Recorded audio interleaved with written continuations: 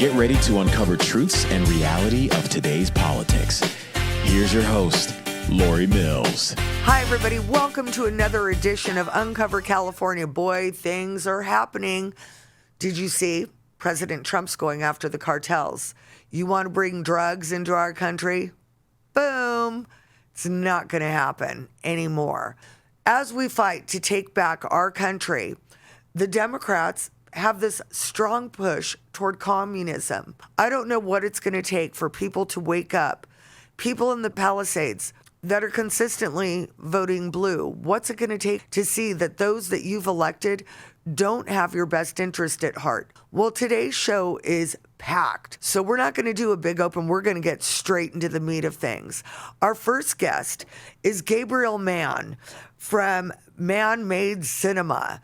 He did a film called Hotshot. He has studied fire for over a decade and the fire patterns here in California. So he's going to uncover what's going on, why we're having these huge fires, and it's not climate change. Where's all this money going? Our second guest, Allie Hopper, was a paralegal, still is. She started digging into the trafficking when she was doing an anti-grooming bill in Florida. Somehow, God works in mysterious ways. She ended up in the border, and she's testified in Congress about the children that were lost into our country during the Biden administration and what she's doing moving forward in order to find them as district judges try to block President Trump, keep illegal criminals in our country, block immigrant kids from going home. You can no longer be silent. You must stand up for these kids. Buckle up. Stay tuned. We'll be right back. I am so honored to have a new sponsor on Uncover California, General Michael Flynn. I need you to go buy his new books, The Role of the Church, The Citizen's Guide to Fifth Generation Warfare. On the General Flynn store, you can find all sorts of great things to get you prepared to be equipped with truth. If you guys could support the show, use generalflynn.com/REF/Lori Mills, and you'll help uncover California while equipping yourself for the battle ahead. Local politics has national impact. Go General. I'm super excited to invite on our show right now Gabriel Mann. Gabriel is a filmmaker who did this fabulous movie called Hotshot. Here's the trailer. This is where you got to go to failure. If you try to test yourself out in the real world, when you're failing here, you will fail in real life. This is the hardest job in the world. People were watching each other die as they were passing their brother and sister. Panic sets, chaos hits, and take charge and take care of the rest of the guys. Overarching thing that we do here is try to bring order to chaos.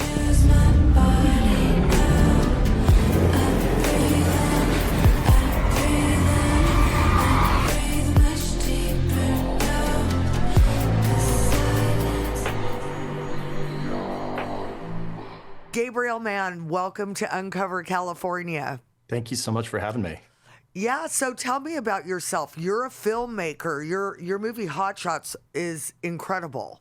Thank you so much. Yeah, I spent about 10 years making that film, including 6 years directly on the fire line, where I kind of exploited California's liberal press laws that give you unfettered access to any fire zone if you just have a press badge.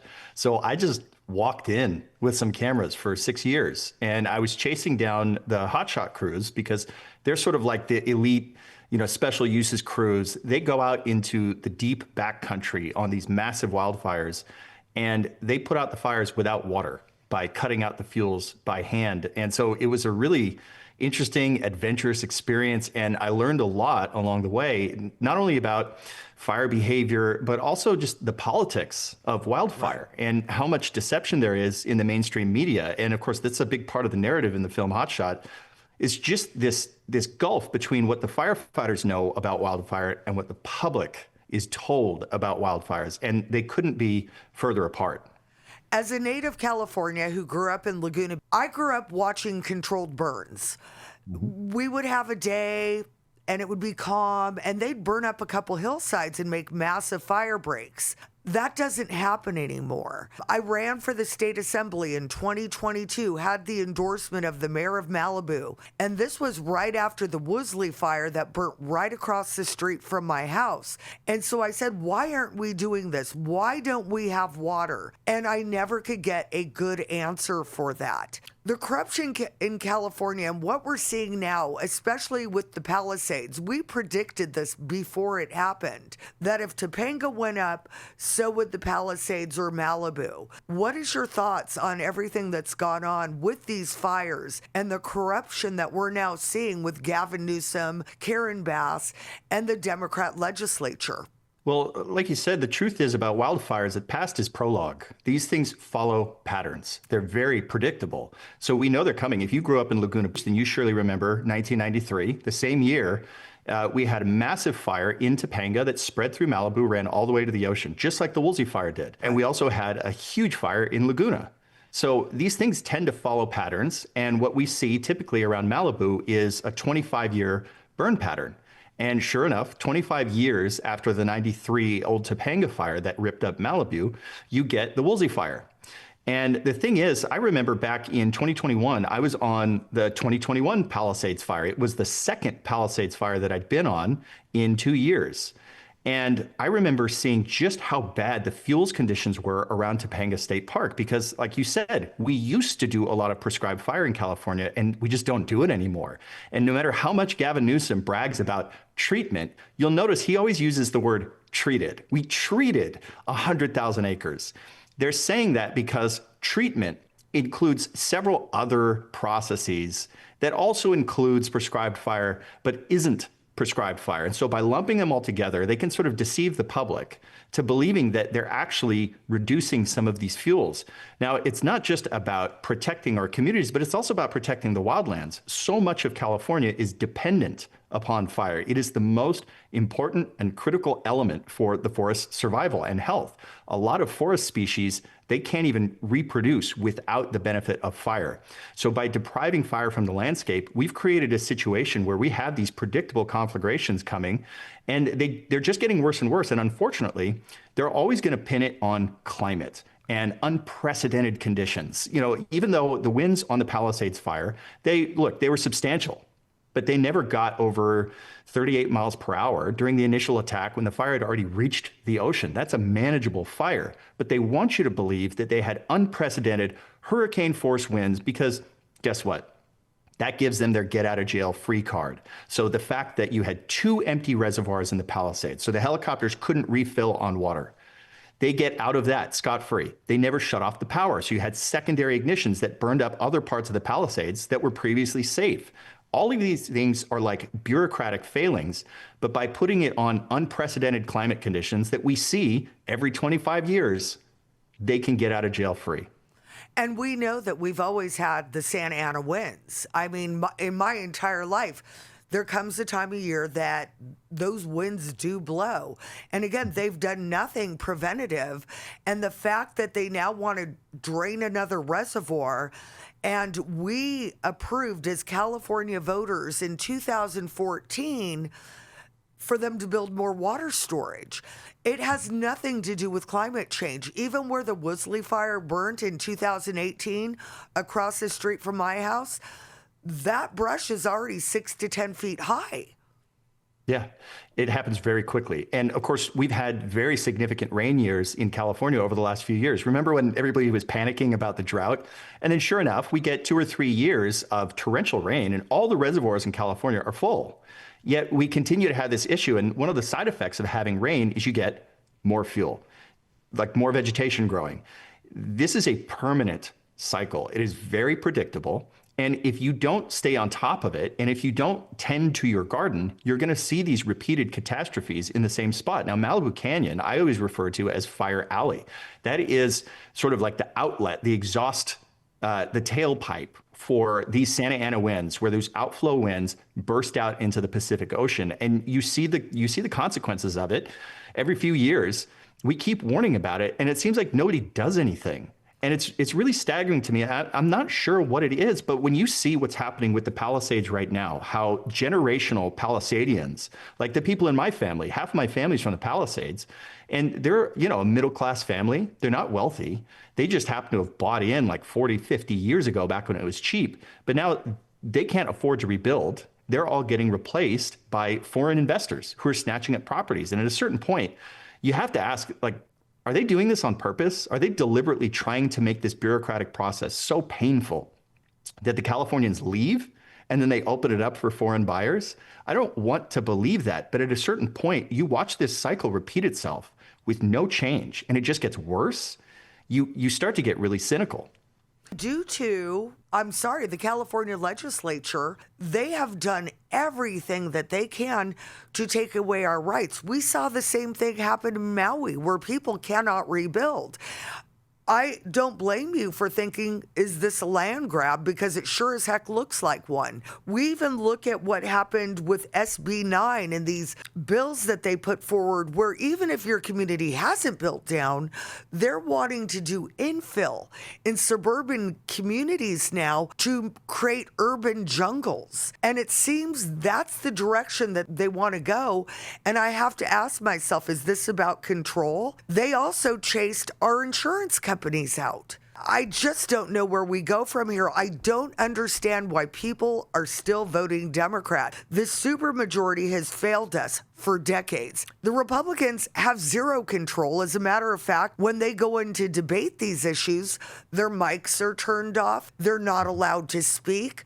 What's it going to take for the people to realize the policies that we're living under are not supporting the people? They're tyrannical. Well, to be honest, I'm not sure what it's going to take because, being someone who's followed these wildfires for a long time, I remember the Camp Fire up in Paradise back in 2018 when 85 people got killed. Yes.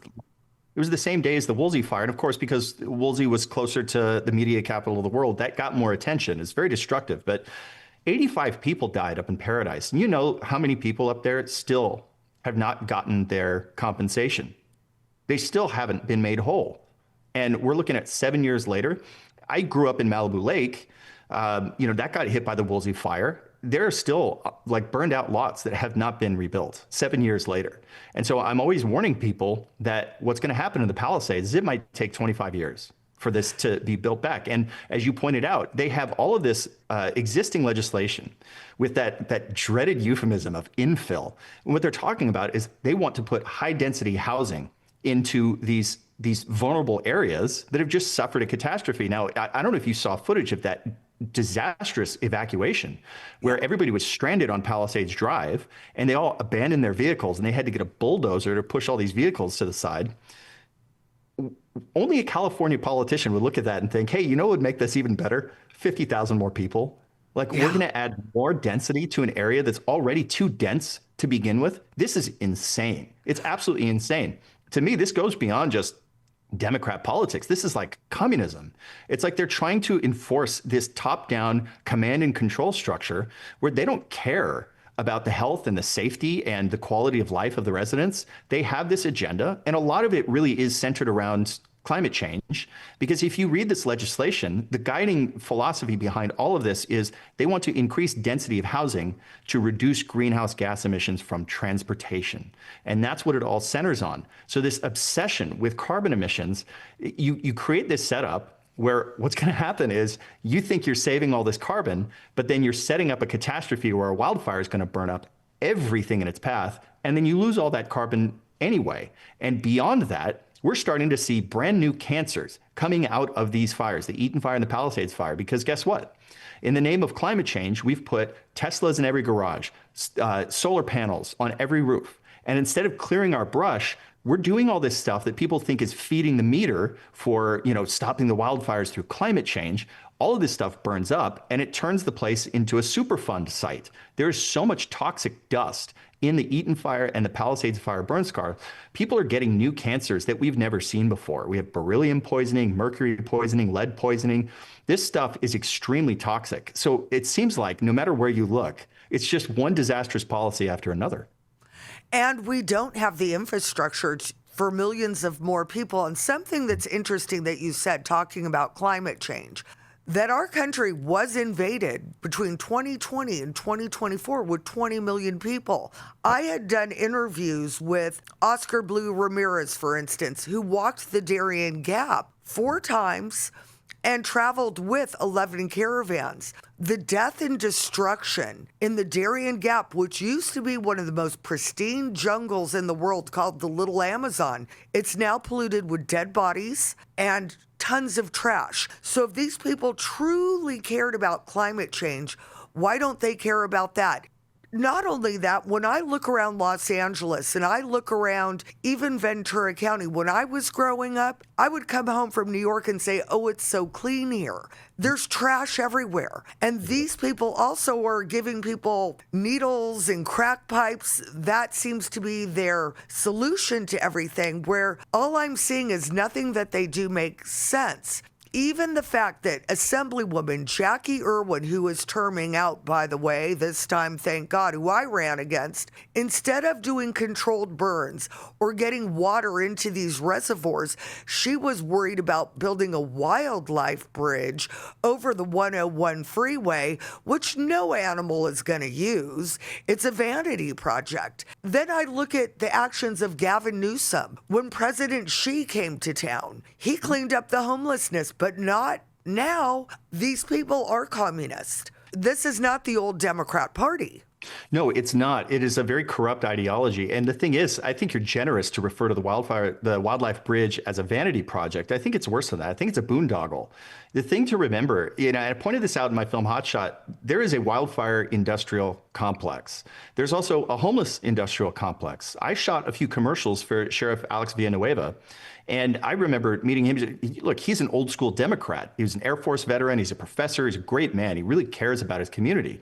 And he genuinely tried to help the homeless community. He would take barbers down into these areas where you had concentrated homeless folks and give them free haircuts and get them barbered up so that way they could go on job interviews and try to change their life. He was actually trying to make some progress. And the thing that he revealed to me is that he's like Mother Teresa herself could not take these homeless people to a shelter. They have to go through what's called a bridge group.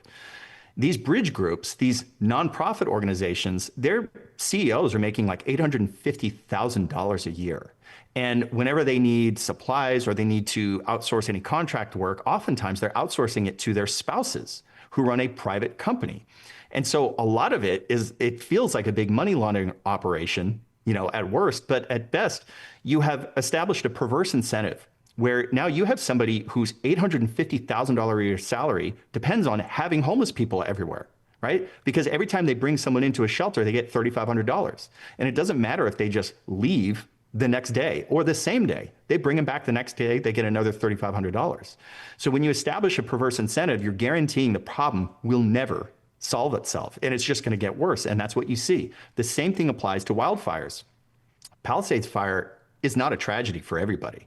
You have contractors coming in like it's a gold rush. You have contractors coming in from out of state, places like Houston. They're coming in, setting up trailers. They're going to be camping out here for the next 5 years because instead of building for $150 a square foot in Houston, they're now building at $850 to $900 a square foot in the Palisades. And they have thousands of homes that are going to go up and they don't have enough contractors here. So this is a gold rush. This is going to be a $200 billion catastrophe. And the thing is, it's not like they just burn that stack of money. That money is going to go somewhere. It's going to furniture, electrical supplies, permits.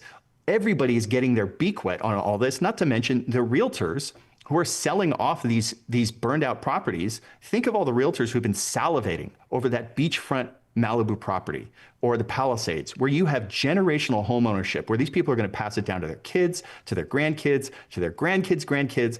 They were never going to sell these properties. Now they get to sell all of them. So too many people have too much of an incentive to see the fires get worse. They have too much of an incentive to see the homeless problem get worse. That's why you don't see it getting fixed. It feels like it's just gangster cronyism in California. I almost hesitate to assign like a political label to it because it's straight up mafia.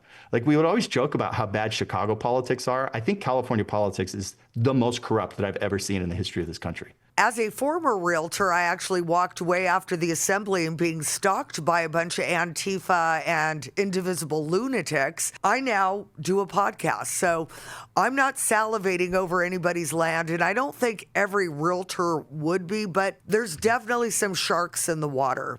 12 people are dead in the Palisades due to that fire.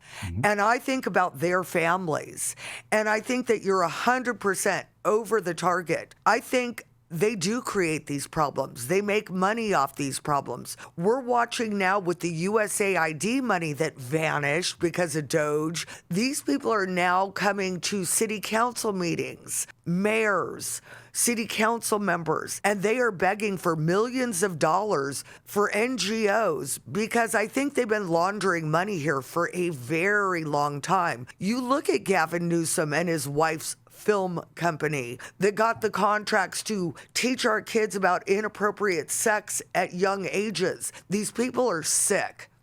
They are freaking sick, and you're absolutely right. They don't have any incentive to fix it because then their cousin isn't going to get that $800,000 check anymore. Yeah, and that $800,000 a year is on the low end of the spectrum. Yeah. Some of these people are like $2 million a year. And look, we're seeing some potential corruption with the whole fire aid fundraiser that was ostensibly for the victims of the Palisades and Eaton fires.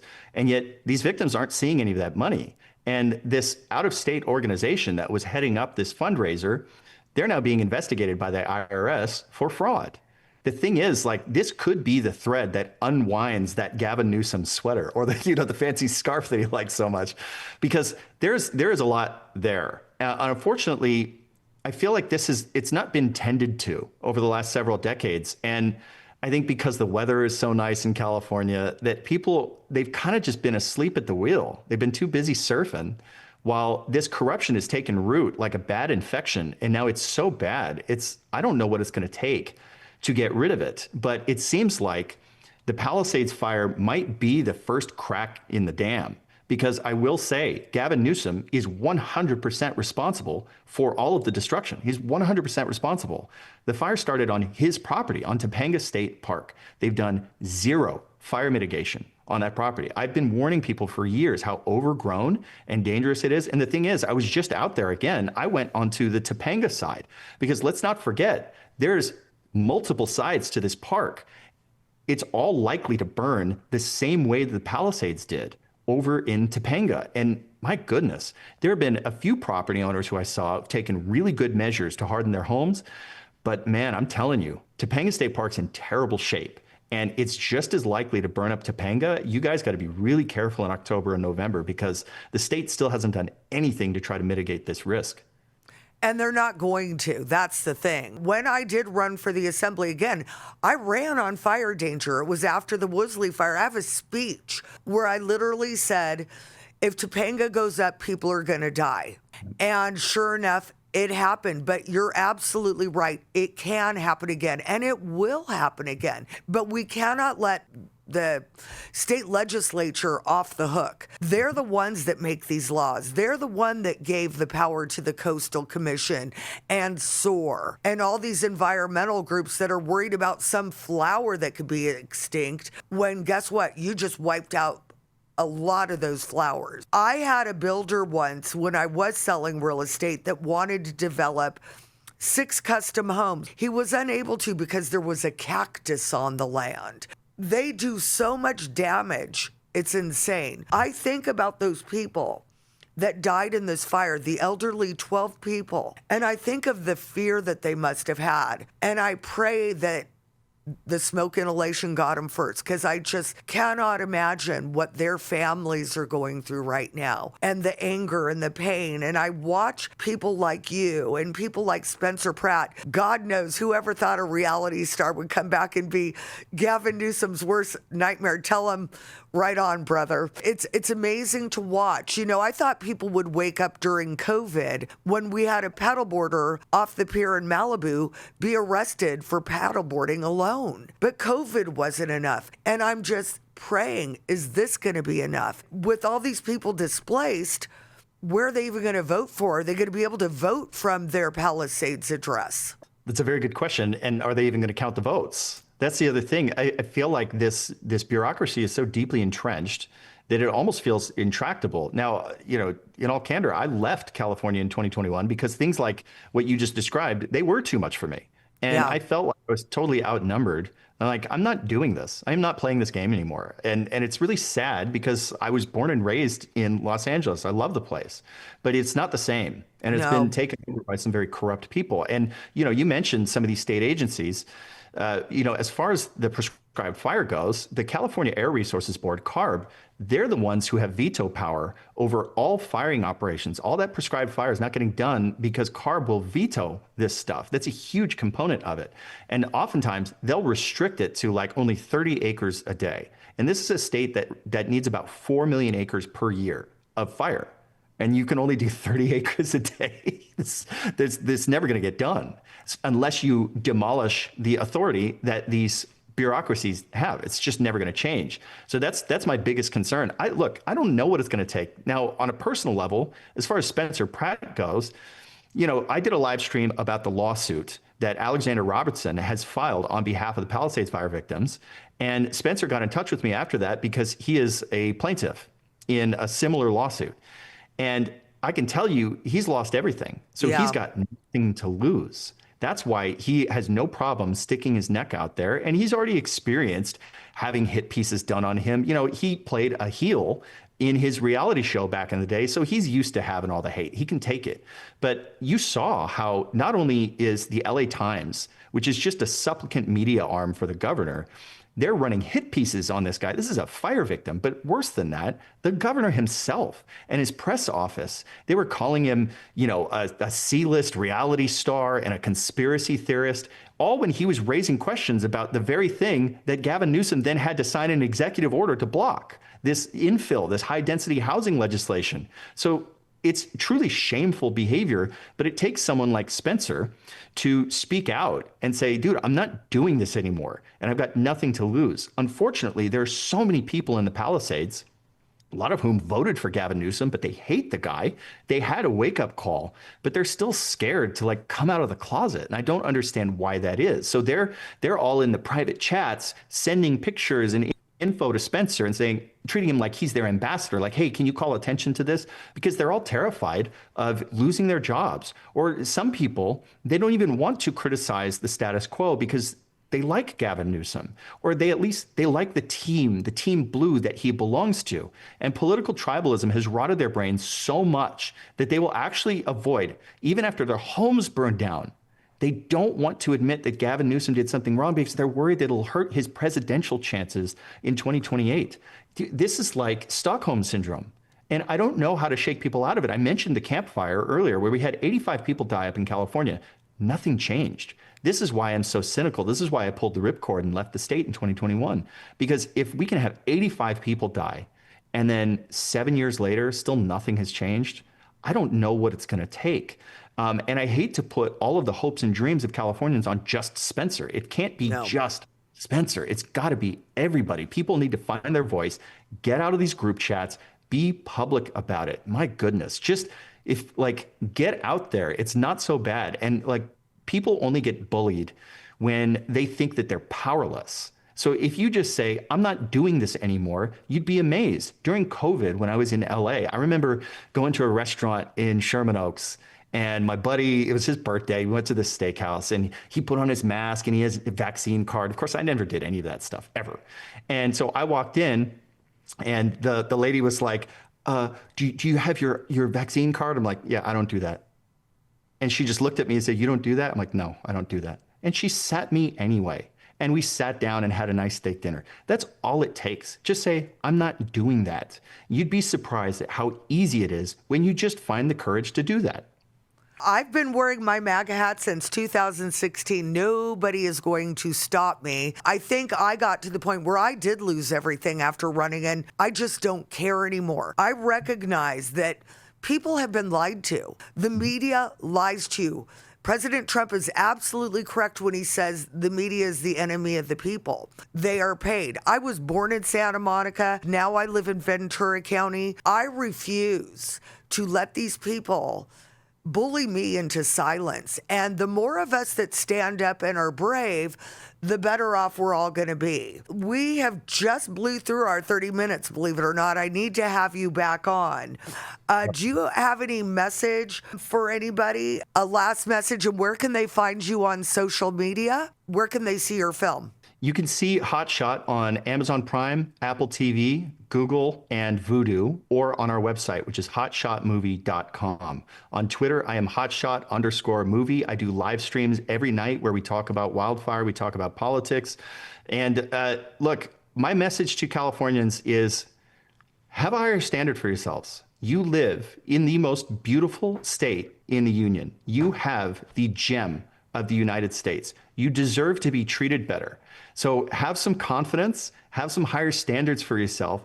Don't accept homeless wizards surrounding your beautiful properties. Don't accept needles and garbage on the street. Stand up and say, I'm not doing this anymore. Amen, brother. People, you need to realize a lot of you are in plants here. For those of us that grew up here, 60s, 70s, 80s, this place was paradise from top to bottom. And now it's a hellhole with great natural resources that are being destroyed by the politics of California. It's time to stand up. It's time to vote different. Gabriel Mann, it was an honor to have you on. Thank you so much for having me. All right, we'll talk soon, okay? Yes, ma'am. All right, thank you. Our next guest, stay tuned, is Allie Hopper. Allie's been working on finding the trafficked children in our country. She has boots on the ground. She's been to the border. She has researched this, testified in Congress twice. And when I bring her in, we're going to have a special clip of her testimony because it's powerful and everybody needs to see it. Do not be lied to by local Democrat politicians and national Democrat politicians that don't want you to look at these missing kids. They're in our country, they're being abused, and they must be found. Okay, guys, I have great news. The MAGA Mall has new merch. The new Trump collection is over the top. Look at my new hat. FAFO, you know what that means. So if you want one of these hats or one of the other great hats that they have for merchandise, go to themagamall.com and use promo code CALI, CALI, and get your FAFO hat. Or you can get a Trump 2028 hat and trigger the left. It's a great time here at Uncover California. Our next guest, I had the privilege of meeting at America's Future of last week. We'd been following each other on X, and I've been watching her congressional testimony. She's working on finding the trafficked children that the Biden administration lost into our country. What's amazing now is to sit back and watch district court judges protect the criminal that have hurt the American citizen, to block the administration in reuniting children with their families while kids are being raped and abused in our country. And all these kids want to do is go home. Didn't the Supreme Court recently rule district judges cannot do national injunctions? Something's really wrong in our country right now, and it's time to stand up. It's time to be vocal. Show up at your city councils. Show up at your board of supervisors. These are some clips from Allie testifying in Congress. I have held a 6-year-old Colombian child in my arms, cold, dirty, and shaking, left to die at the border by the cartel. I have seen children that have crossed the border alone, holding scraps of paper with sponsor information given to them by the cartels. Countless children continue to be neglected, abused, or trafficked by a system meant to protect them. An ORR field specialist had visited a home to place a 17-year-old and reported serious concerns, most notably that the adult claiming to be the child's mother was adorned in MS-13 tattoos. Despite these concerns, ORR leadership overruled that specialist. Tragically, 3 months later, that child was found dead, his pants around his ankles, with an older man passed out next to him. Since 2008, over $20 billion has been dispersed under the UAC program. Hundreds of thousands of children remain unaccounted for as the U.S. taxpayer dollars fueled a system hijacked by criminal networks. No-bid billion-dollar contracts were awarded with little oversight, while influx facilities became transportation hubs.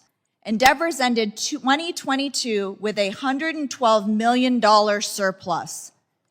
Andrew Lorenzen-Strait, a former Biden transition official and ICE advisor, helped secure no-bid federal contracts for Endeavors and was caught on camera calling the border crisis a boom for business. Our interviews with contracted auditors at Endeavor's Pico, Texas facility revealed disturbing findings. Male staff had been found inside female dorm rooms. An employee had led 150 teenage girls in sexually explicit dance routines, teaching them how to twerk on multiple occasions. A female over 18 had been shielded from ICE. Others nearing 18 were released early to avoid transfer to ICE.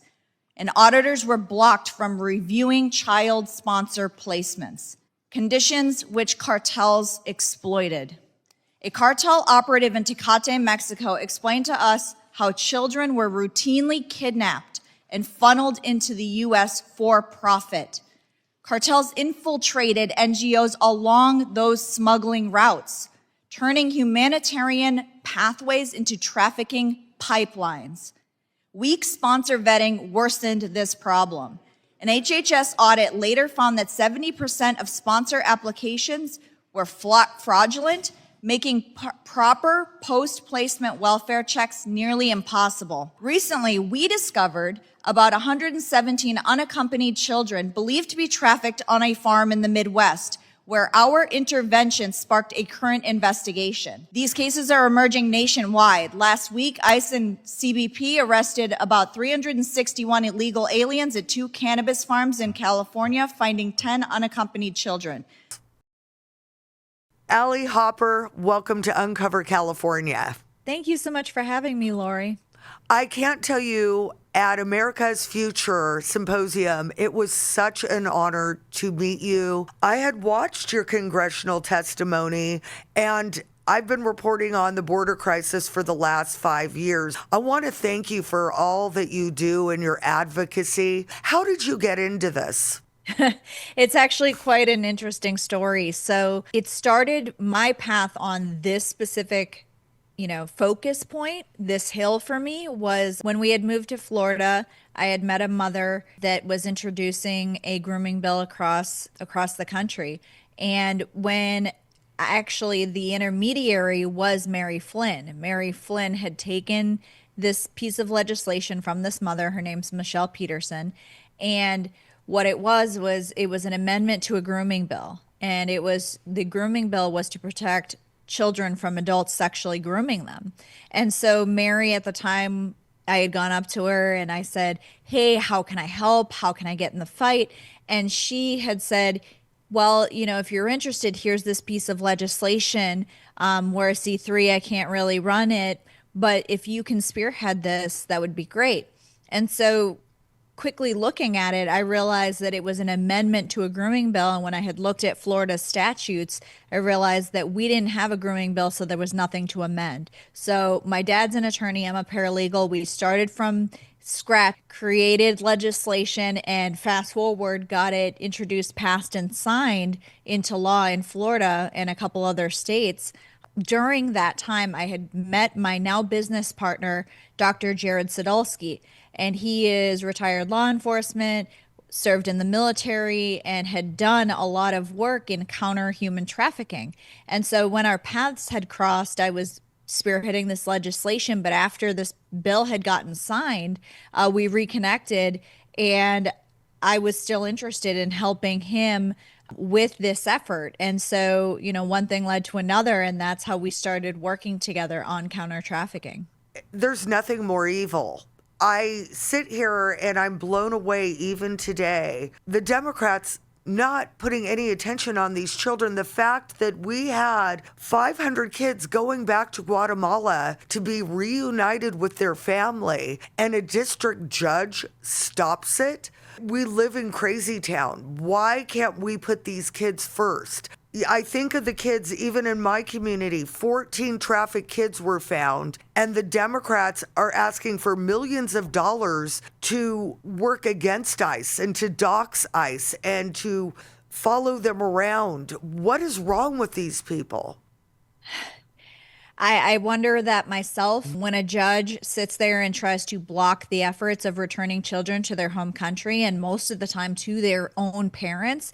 I often wonder, what is the reason for that? What is the purpose for that? Are you saying or thinking that you know better than the Guatemalan government, than the parents that are sitting in Guatemala expecting their children to come home to them? No. And so we need to put people above policy and make sure that the people are served properly, especially children. They were the ones that were harmed with these policies. They were the ones that were harmed when the borders were open.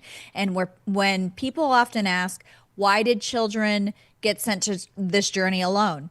Well, many of the parents either were desperate and hopeless and felt that it was their only way to get their children to a better country, or they were tricked into believing that their children would be okay and that they would end up with the sponsor of their choice.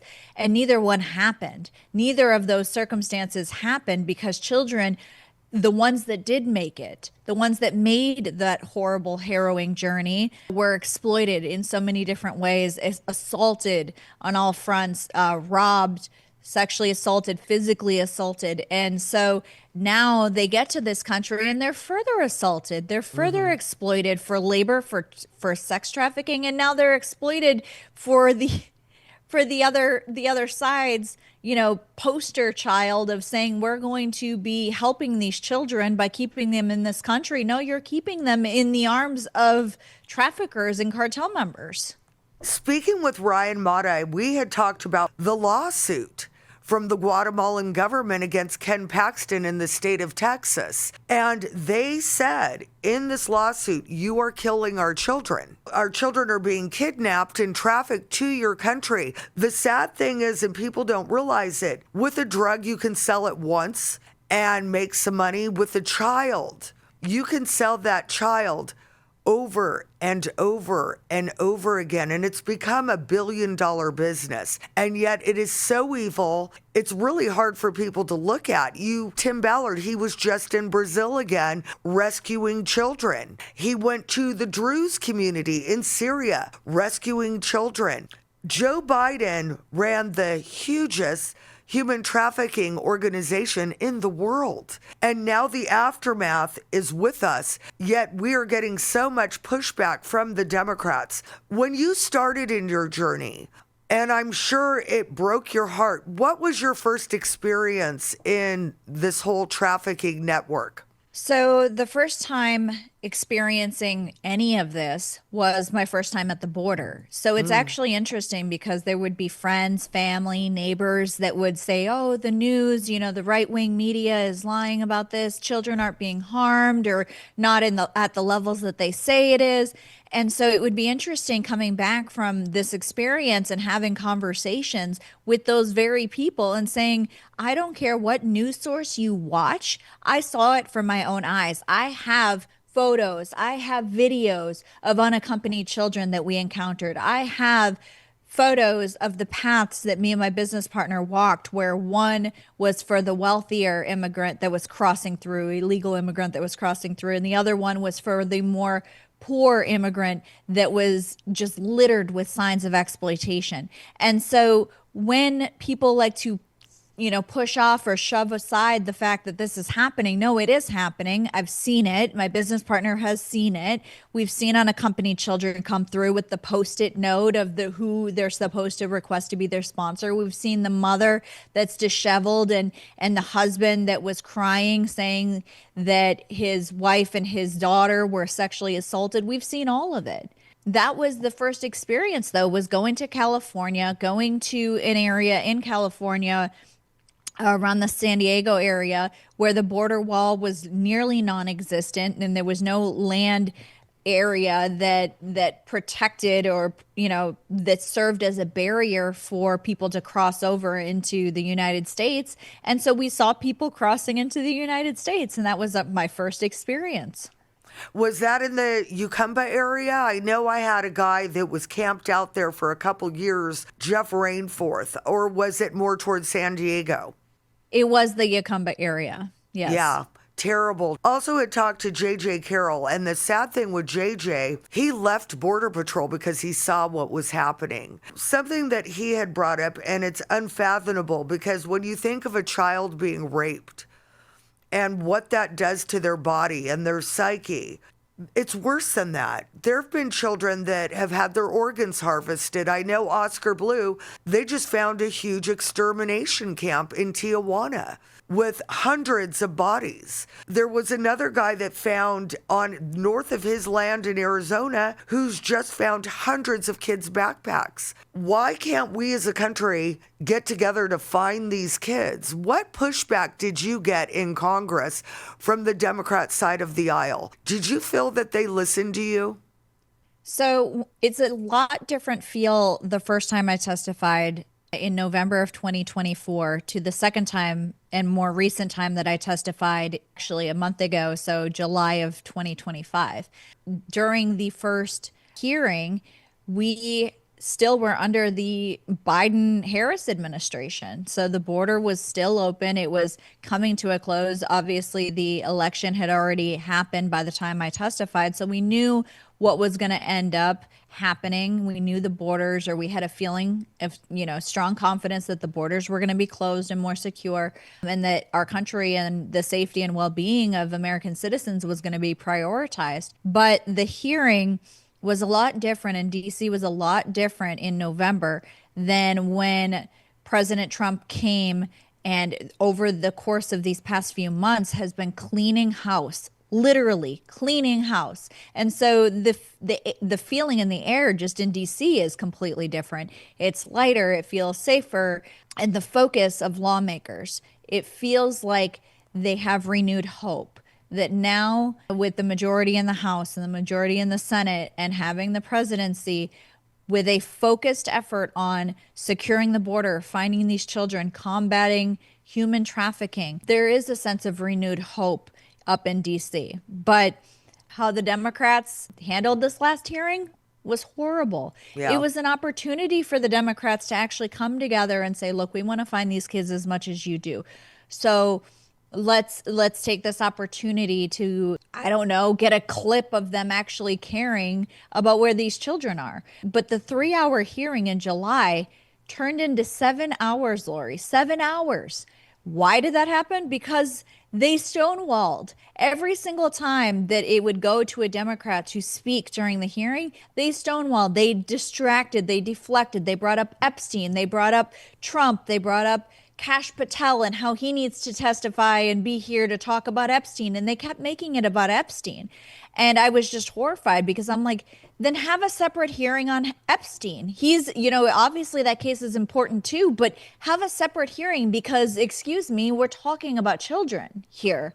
So can you please focus your attention on finding these kids and not distracting and deflecting talking about Epstein? For someone that actually did do a lot of research on Epstein before Virginia Giuffre died, I would guarantee that most of the Democrats know nothing about that case. That's the sad thing. It's another, just a deflection, a squirrel moment, so to say. Yes. We saw this with Russiagate as well, when we were going through Russiagate in Trump's first term, where they would just yell, oh, Trump's separating families, kids in cages, that Obama built. They don't care. They don't care. My concern, again, is we have 324,000 missing kids in our country. I'm very discouraged that to this day, Aaron Stevenson has not been debriefed when he was the data analysis guy that could actually find these kids. And to this day, he says, don't even hire me back. Let me help you find these kids. Congress can only do so much. But we need kids found in a massive scale, not 14 here, 5 here. Do we see any movement on finding these children? So I know that HSI and a lot of the federal agencies are working overtime to find these children. Unfortunately, but to your listeners, much of that database was just filled with incorrect information, false, fraudulent, incorrect, just blatantly incorrect information. So the last known location of the child is not correct. The sponsor information is not correct, even down to sometimes the information on the child itself is incorrect. So it makes it challenging to find these kids. But on top of the fact that HSI is being directed to find these kids, when we spoke with an HSI agent, we were talking about CSAM material, so that child sexual abuse material, and it's skyrocketing. And it normally HSI would be focused on it, and they're like, we just have no bandwidth. We can't even worry or deal with the CSAM material because we're all tasked day and night, weekday and weekend with finding these kids. So really what it needs to come down to is our local and state agencies need to step up. And I've been saying this every single chance I get. They need to step up and they need to help this federal government, the Trump administration, and every single American citizen needs to pressure our local and state agencies to step up and help, because it's going to take all of us coming together to start to look for these children. But until we have local and state agencies that are willing to help this administration and not put up barriers and protect criminals and protect traffickers and advocate for criminals like Abrego Garcia, we're just delaying and distracting and spinning our wheels on things that don't matter rather than focusing on the things that do. That's so true. As you know, I live in California, and where you visited us was probably the belly of the beast. That is not a nicer area of town. And actually, I was with Ivan Raiklan, and we looked up on Megan's Law, and just surrounding that church, there were over 300 sexual offenders. One was 0.7 miles away from that location. In California, the state legislature here and Gavin Newsom have made laws, SB 54 to be exact, where our local law enforcement isn't allowed to work with ICE. And these Democrat politicians are literally going to our Board of Supervisors meetings, to our city council meetings, and demanding money for NGOs to dox and to obstruct ICE. And when I speak at these meetings and I bring up the trafficked kids, the people in these NGOs behind me, they laugh. They laugh. How can you laugh? These are your children. You're sitting here calling me a racist. These are your children from Guatemala, from Honduras. These are the brown kids that you always say that you're worried about, but you don't care about them. You care about laundering money back into your campaigns. I'm convinced that California is nothing but a crime scene. The 101 corridor freeway that you traveled is one of the largest human trafficking corridors in the world. Sheriff Freihoff, who's our sheriff here, wants to help, and his hands are completely tied due to California Democrats' supermajority. I don't know what we do in this state. You were so lucky to have a governor that is serious about finding children, because I will guarantee you, many of these kids are in California, Washington, Chicago, and New York. Yeah, it's interesting you mentioned that, because we had moved from Minnesota. So we were in Tim Walt's town. The one that ran for vice president with Kamala Harris. Yeah, we had him as our we had him as our governor. We suffered through COVID. We suffered through the summer of love. And after all of that, my husband and I looked at each other and we were just like, we can't trust this state, these lawmakers, these elected officials, even down to our law enforcement, to have our well-being in mind, because our law enforcement had been so just thinned out, beaten down by their elected officials, by, the media in Minnesota, that they didn't even want nor appreciate law enforcement. So we were actually starting to get to the point where we were nervous about ourselves, our business, our children, like things that people shouldn't have to worry about on a daily basis. And so we made the decision to move to the great state of Florida. And granted, every place has things that they need to focus on, but our governor is doing what he needs to do. He's focusing on helping the Trump administration, prioritizing deportations. I mean, we had Alligator Alcatraz, and we have Deportation Depot, I think it is. They're building another one. And so this is what it looks like to have a governor that supports federal priorities, this administration's priorities. And so this is what more red states need to start doing. We need as many states as possible to come together and to push back to not only find these children, to secure our country, and to just simply represent the people that voted for them. So yeah, I mean, what kind of concept is that?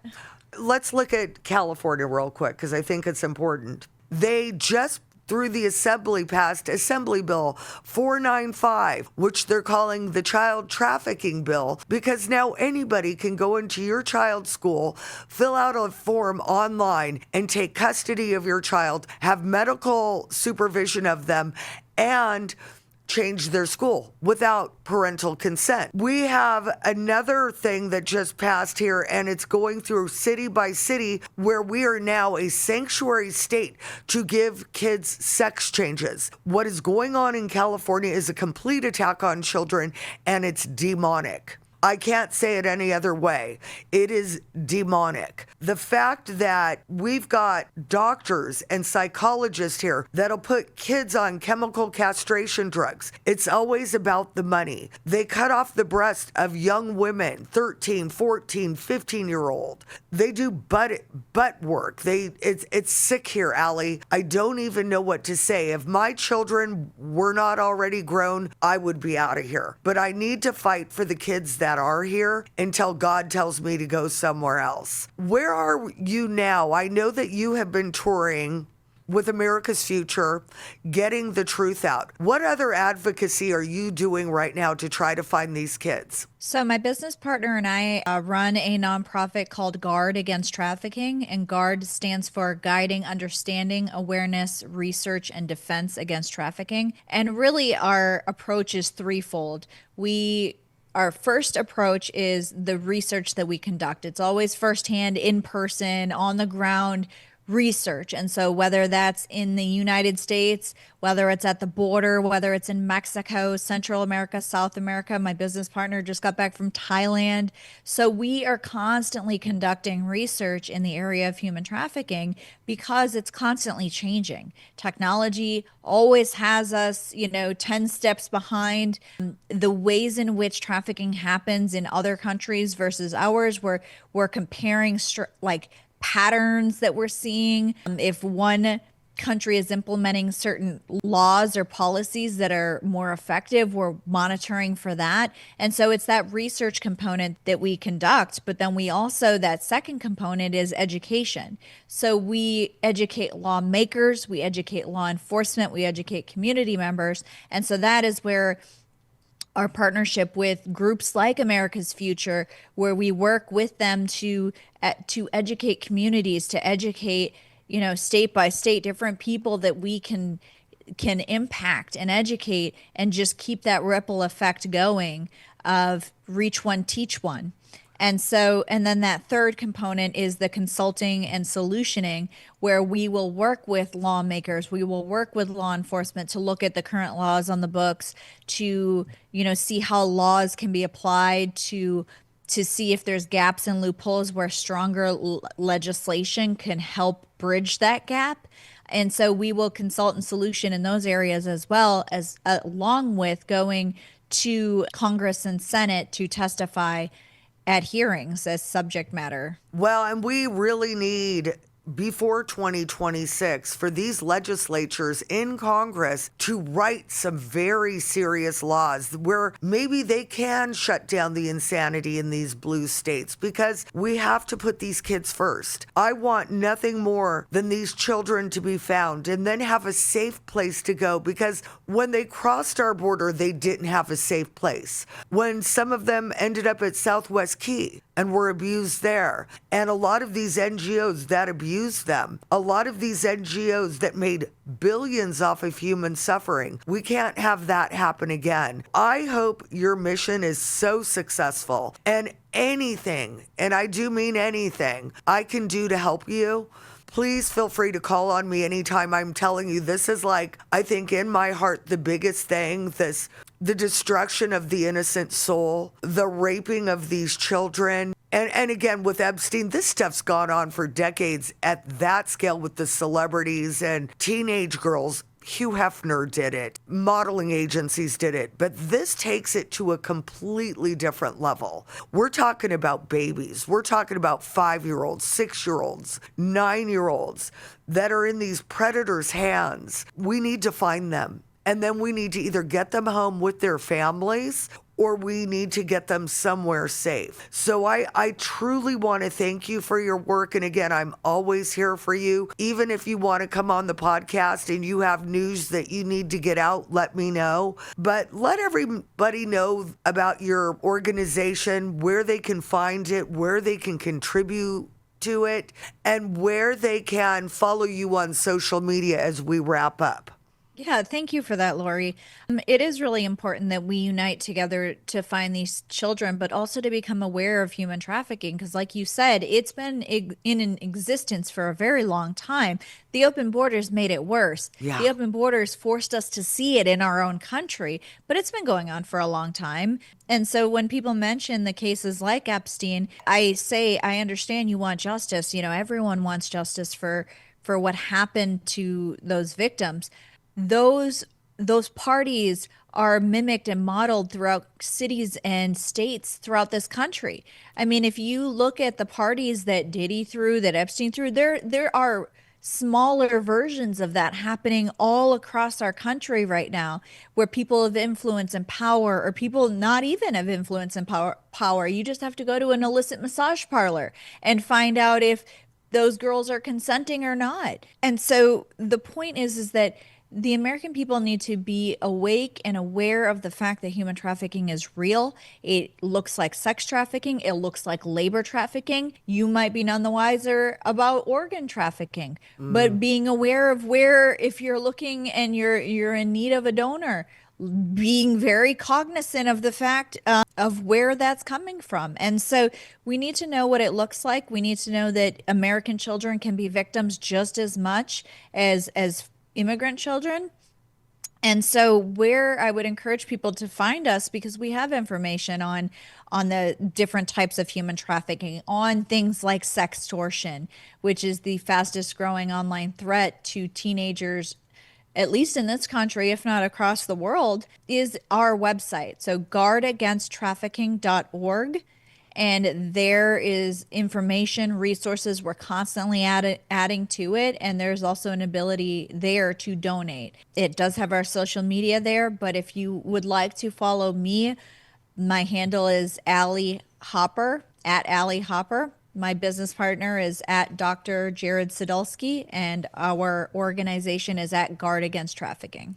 And I do, before we go, want to put out a warning to our American children. If you're a young 13, 14, 15-year-old girl and you have people soliciting you, saying, oh, you should be a model, oh, I can make you a star, oh, we should go do a photo shoot. You guys, a lot of these people are predators. Bottom line, even in these modeling agencies, if you want to talk about Epstein, you better ask yourself why Les Wexner, the owner of Victoria's Secret, who we know trafficked women to Epstein, is not in jail today. These men are sick and they don't care about you. So for those starlets out there that want to become stars, make sure that you have a good adult that's going to watch everything that you do. Make sure you have people that you can trust that aren't going to sell you out, and never, no matter what people promise you, compromise who you are. Value yourself as the child and the daughter of God that you were created to be. So, Allie, thank you so much for coming on, and let's talk soon. Absolutely. Thank you so much, Lori. Okay, everybody, tune in next week. We have a lot of people running for governor of California, and I think it's important that you guys get to know some of them that aren't talked about very much. But next week's show, we have She on, and he's running for governor. He's going to be our first guest. Our second guest has been on before, Marine David Serpa. He is also running for California state governor. Time to set our state free, guys. Democrats, I don't know what it's going to take for you to vote differently. Does your house have to be destroyed due in a fire to learn? Everybody, it's going to be a hot one. Tune in. If you enjoyed this video, remember to follow me on X at Lori Mills, the number 4CA42, Uncover Cali on Rumble, and Uncover California on YouTube. California.